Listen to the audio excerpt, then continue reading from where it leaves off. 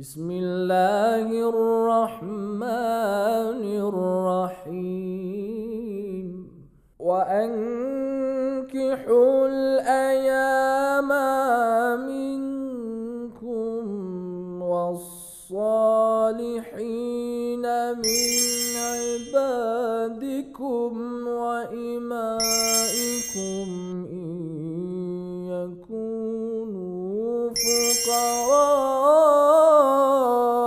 يغنهم الله من فضله والله واسع عليم.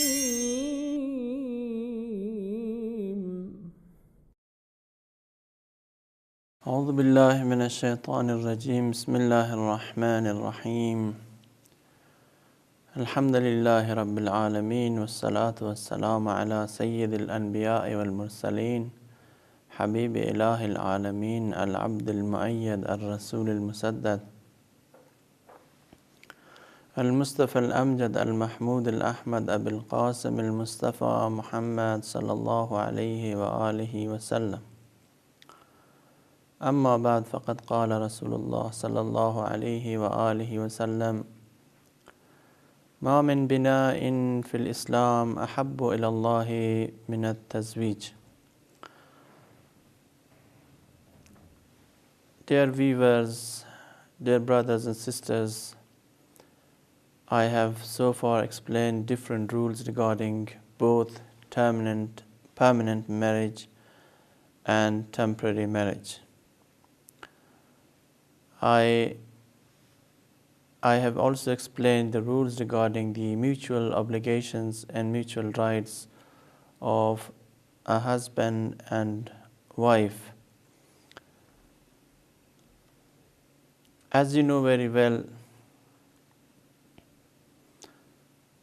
one of the obligations of a married woman is to seek her husband's permission if she is going to go out. This is a right, it is an obligation that the woman should fulfill. And a second obligation of the woman is that she should be available for her husband. She should surrender herself to her husband if need be and if required by her husband.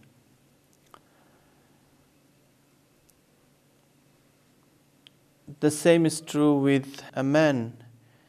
He has also certain duties, certain obligations to fulfill towards his wife. He must provide his wife with food, clothing, and also pay for her medical expenses. Maintenance or sustenance, which we call nafaqa in Arabic or Persian, of course, is a duty of the husband. He has to maintain his wife, he has to maintain his children, and he has to bear all the costs and expenses of the family. If either the husband or the woman does not fulfill his or her obligation, then the other party can also reciprocate. For example, if a woman does not surrender herself to her husband for sexual intercourse, and if she is not available for her husband, then it will no longer be obligatory on the husband to provide for her needs, to maintain her, to give her food and clothing. Because this is a mutual obligation. If the wife is not obedient, she can be called as a disobedient wife. A disobedient wife is not entitled to nafaqa. she is not entitled to food. She does not have the right to receive clothing or medical treatment with the expenses of her husband. Of course, insofar as she is obedient, insofar as she surrenders herself to her husband, then it is necessary for the husband to pay for her expenses. The same is true with the husband. The husband should provide his wife with her expenses. He should meet the needs of his wife. If he does not pay, if he does not give his wife what she needs for her daily life, then of course the woman can go out of her husband's house. She is no longer under the obligation to stay indoors, and she is no longer obedient to obey her husband. She must go out to earn her livelihood, and she must work maybe. So this reciprocation is there, this mutual obligation is there, and both sides should commit themselves to fulfill their obligations. It should be noted, it should be understood and clarified also that man has no right to compel his wife to render household services. It is naively and mistakenly believed that it is a woman's obligation to do the cooking, to do the washing up, and to do the cleaning and everything. No, it is not her duty, and of course the husband cannot make his wife to do all this. And it is in the best interest of the couples, and it is in the best interest of the two parties to the marriage to cooperate with each other, to understand each other, to reconcile and family problems. If there is a dispute, they should not take their disputes to their parents. They should not reveal and expose their secrets to other people. They should try to solve their problems by themselves.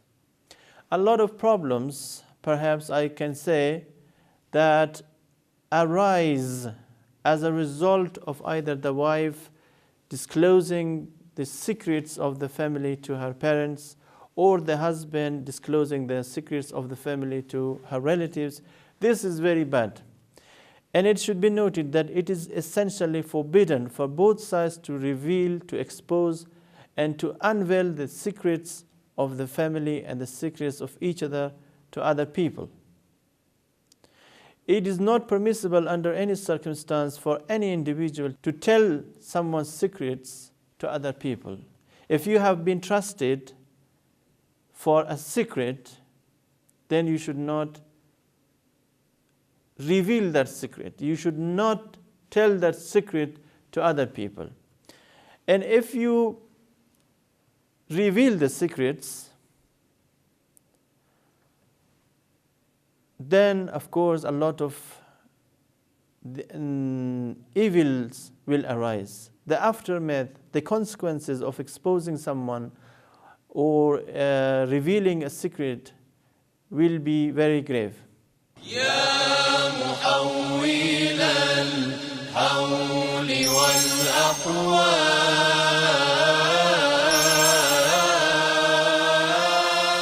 حول حالنا حول حالنا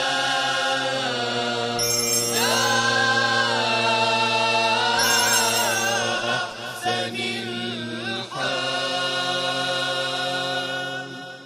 The commander of faithful Imam Ali alayhi salatu wasalam said in his Nahj al-Balagha that Sadrul Aqili Sunduq Sirreh,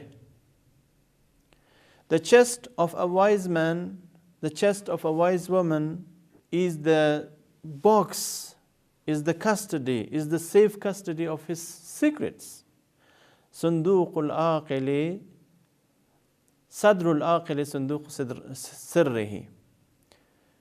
The chest of a wise person is the safe custody of his secrets. So never expose someone's secrets, otherwise the consequences, the aftermath of exposing and revealing someone's secrets will be very grave. The husbands should compromise and should try to work towards saving their marriage, towards protecting the family and protecting their secrets. It's very bad for the wife, for example, if she has a problem with her husband, to go quickly to her father or mother and to say everything to them, because they will come and again things will rise up and the disturbance will continue. The whole family will be in a problem, will suffer the consequences of such an action. So both sides and both parties have to fulfill their responsibilities. They have to be available for each other. They have to do whatever is considered to be their duty in the eye of Sharia. As I have said also in the previous sessions, that a woman has the right, of course, to take wages for what she does if what she is doing is not her duty. For example, if she cooks for the husband, if she breastfeeds the child, or if she does the washing up, she has the right to demand wages for all this action.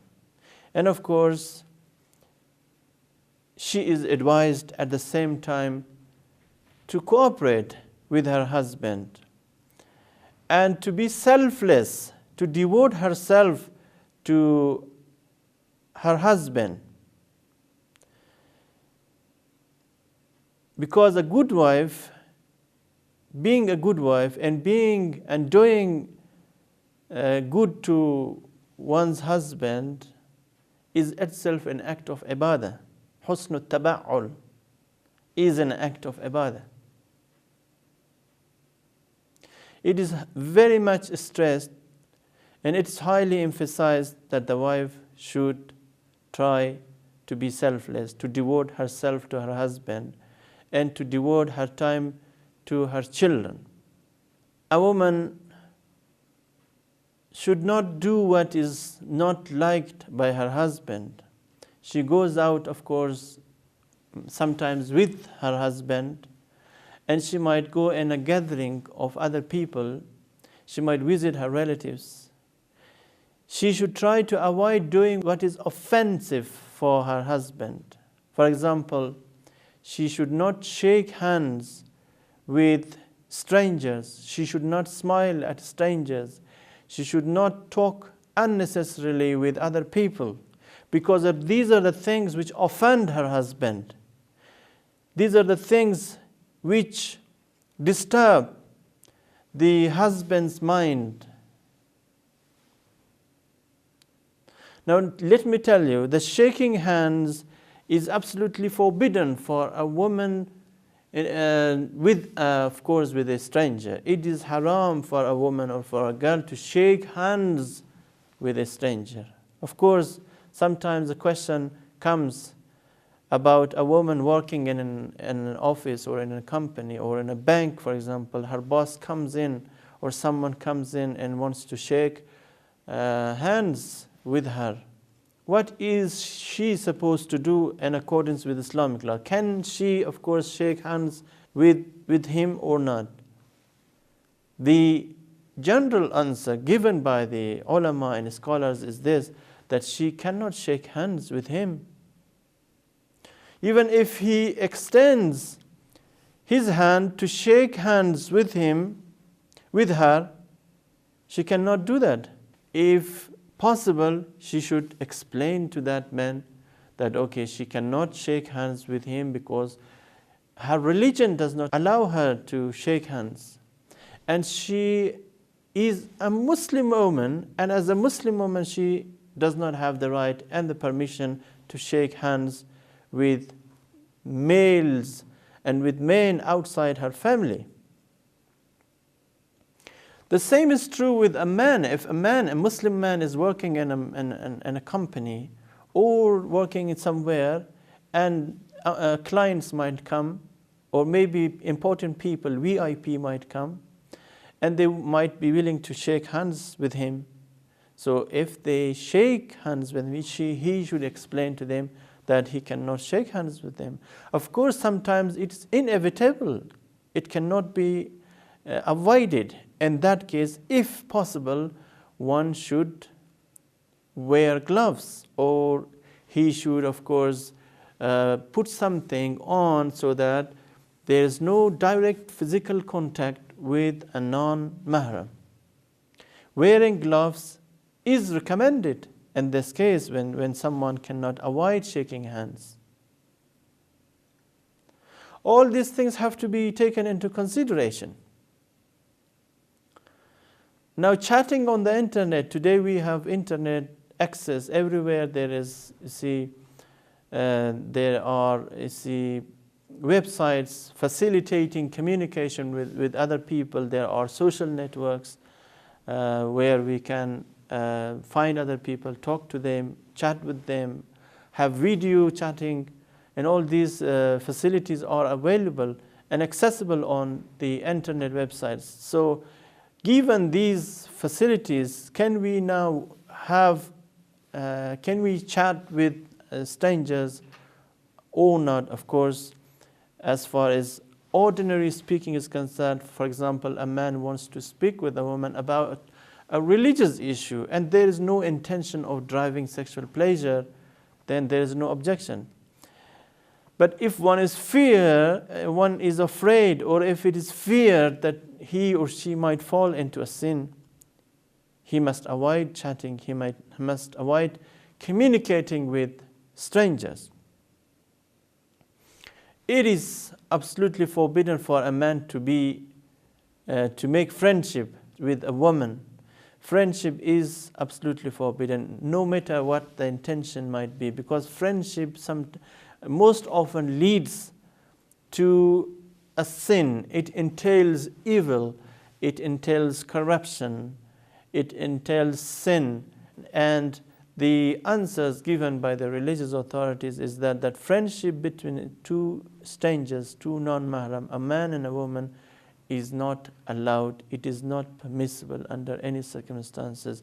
Now, there are websites, friendship websites that make people find each other, become friends of one another.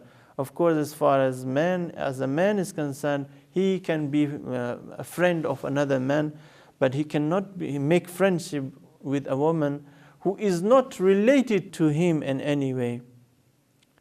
And she is a stranger, of course.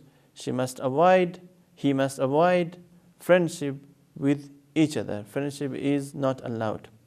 Now, as far as video, camera, chatting, and all these things are concerned, the answer is clear. If one feels afraid, or if it is feared that he might fall into a sin, or he might be drawn towards a sin, then he must keep away and he must not have any kind of chatting.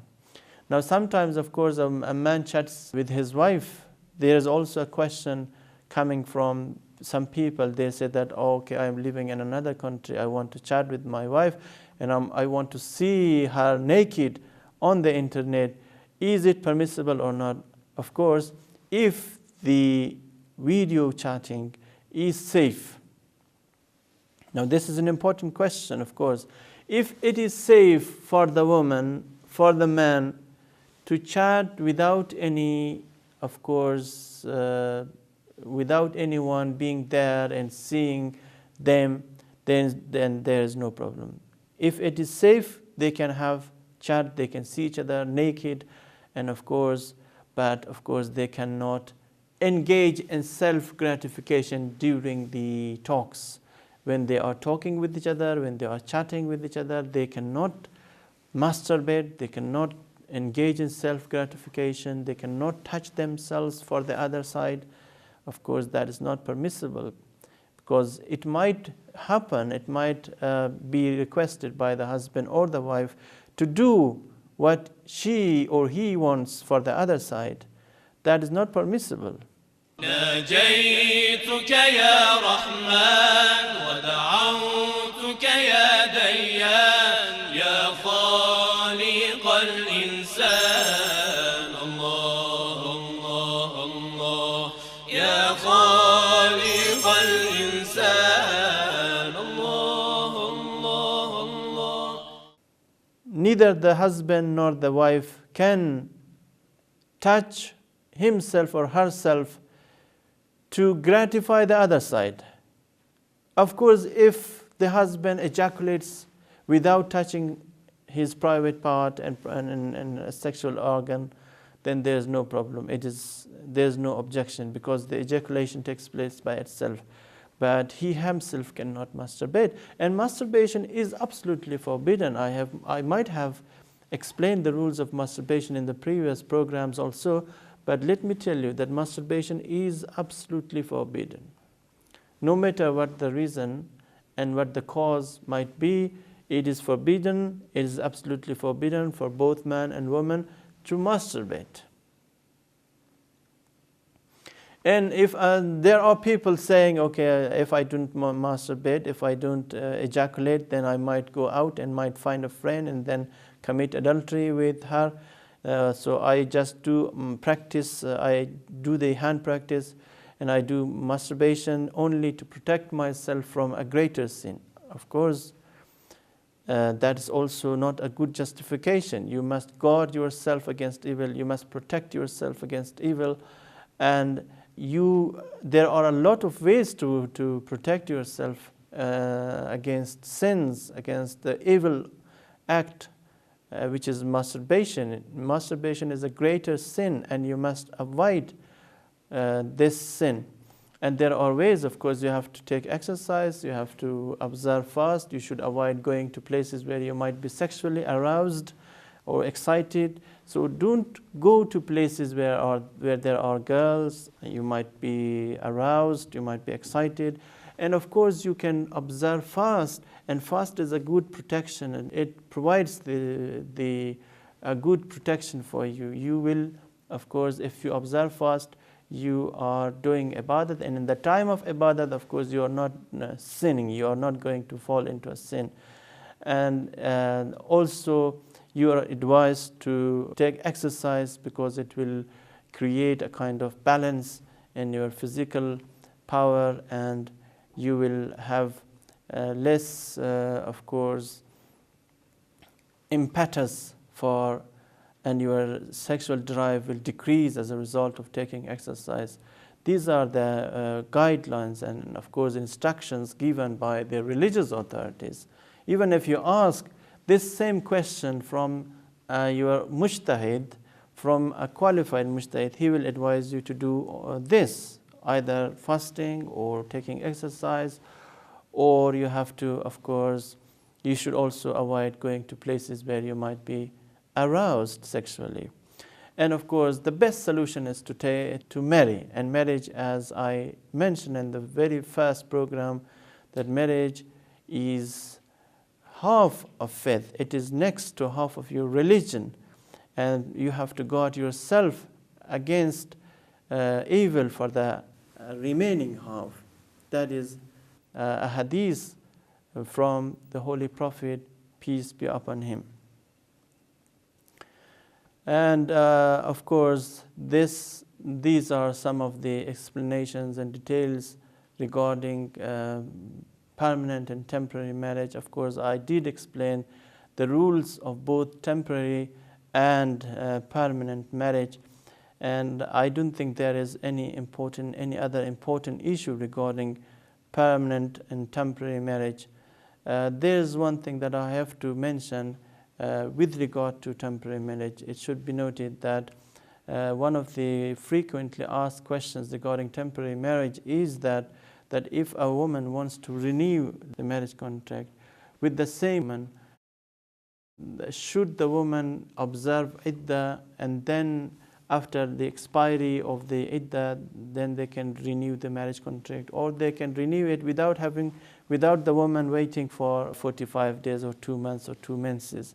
Of course, if the same man is going to marry or contract temporary marriage with the same woman, then there is no need for iddah.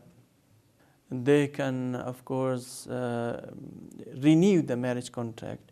And of course, if a man wants to contract permanent marriage with the woman who is married to him temporarily, is it necessary for the man or the woman to wait until the time for the temporary marriage expires, or maybe the man can exempt the woman of the remaining time? Of course, both ways are possible and both ways are permissible.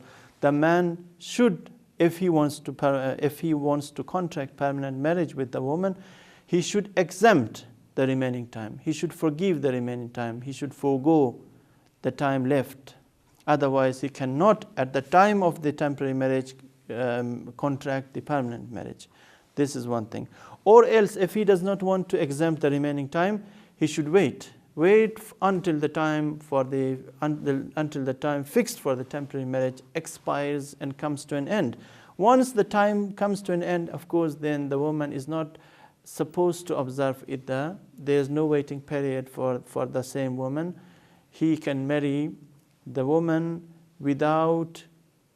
immediately, without the woman having to wait for 45 days. These are the rules regarding, of course, the marriage. Of course, I have mentioned time and again that the rules regarding permanent and temporary marriage are very much the same. There are only few differences which I pointed out in the first or second session regarding temporary marriage. Inshallah, I will carry on my discussion regarding the same topic. I request you to carry on and follow up the program so as to learn the ahkam. Wassalamu alaikum wa rahmatullahi wa barakatuh. اللهم بارك للحجاج والزوار في الزاد والنفقة، واقض ما أوجبت عليهم من الحج والعمرة بفضلك ورحمتك يا أرحم الراحمين.